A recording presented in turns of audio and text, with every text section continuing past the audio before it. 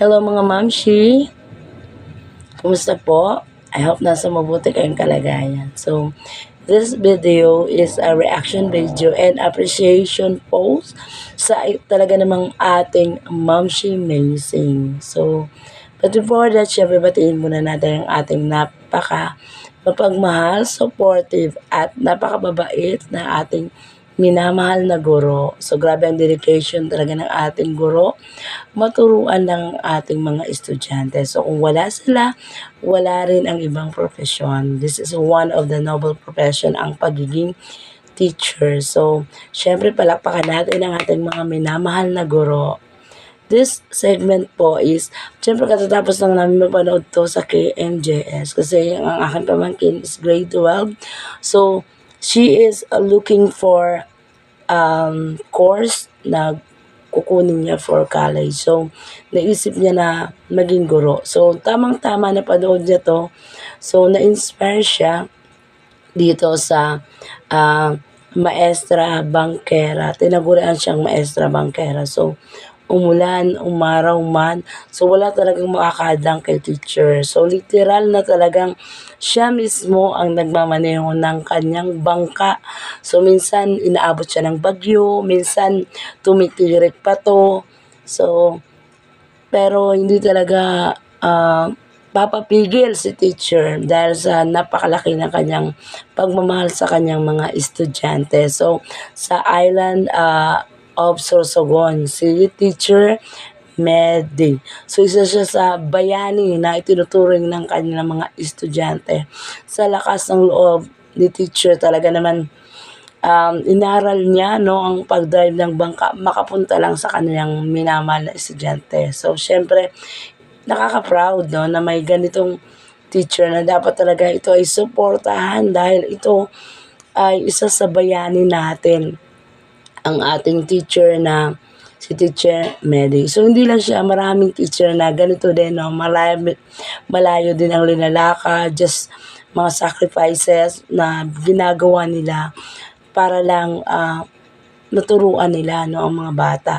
So, ito pong kwentong ito talagang nakaantig sa akin kasi nabanggit niya po sa kwento na halos wala na siyang take home pay kasi binibili niya ng gasolina. So, para lang makapunta doon.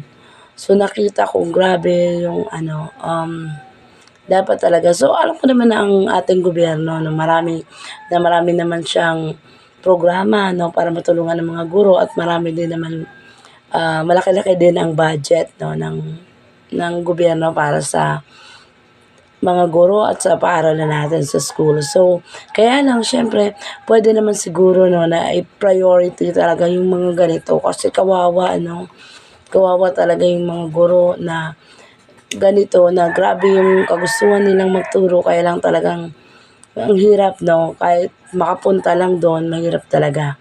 So, ito po ay konting kwento lang. Pwede niyo pong panoorin sa KMJS. So, sinulat ko. So, yan. Ito po ay si Mamedi sa paaralan ng Sabalayan Elementary School. So, nakaka-proud yun. At ang mga estudyante din niya magagaling. So, doon nga nakita ko na talagang nagkukumpit din, ang mga estudyante niya. So, hindi naman nagkukulang sa quality ng education. So, yung yung kukulang siguro ng facilities. So, ganun lang. At syempre, mahirap din yung daanan kasi talagang ilang oras na nagbabangka si teacher. So, ang ganito mga teacher, deserve niya talagang mabigyan ng karangalan. So, saludo talaga ako. Kaya nga, ginawa ko to dahil sa nakaka-touch ang kanyang story. Buti nga na picture to sa KMJS kasi kukunti na lang ang na gusto na maging guro na kunin na course kasi niisip nila na stress. Pero ito ay isang patunay na talaga namang ang pagiging guro is a noble profession. So yan hindi lang more than the salary na makukuha nila ay yung fulfillment din na makita na ang kanilang mga estudyante ay magtagumpay din dahil naturuan nila. So, siya, mga sakripisyo niya sa kanyang pagtuturo sa estudyante, ipinakita talaga ang pagmamahal at si Teacher Medi ay mapagmahal din sa kanyang ina. So kaya po siya hindi talaga tumira dun sa lugar na yon, gawa ng mayroon siyang nanay, no, na um, medyo aging na, at syempre may anak siya. So pabalik-balik siyang ganun. So yan, sakripisyo niya na talagang ipinapakita ang kanyang pagmamahal, ang dedikasyon sa kanyang pagtuturo. So may mga comment nga doon na talagang nakaka-proud, no, na isang Pilipino talaga. So naalala ko no na ang ating pambansang bayani na si Dr. Jose Rizal. So sinabi na ang kabataan ng pag-asa ng bayan. So kaya kapag ang teacher ay naturuan din, no, na ang kabataan, so syempre magiging maganda talaga ang kinabukasan ng ating bayan. So yan, talagang dapat doon sa mga comment, dapat daw mabigyan ng atensyon ng gobyerno. So dito nga marami din na-touch, naiyak. So nakaka-proud na may teacher na ganito, na masaya sa pakiramdam. So sa mga estudyante diyan, so makikita niyo na ang pagtuturo ng guro ay more than yan sa nakikita niyo na trabaho. This is not a job, this is a calling and a mission na talagang turuan as a holistic, hindi lang talaga theory, kundi yung pakita, no, turuan ng mga estudyante ng moral values, and more than that, ganito yung pinapakita ni teacher, yung tatag ng loob na pwedeng-pwede mangyari basta gusto mo, yung dedication.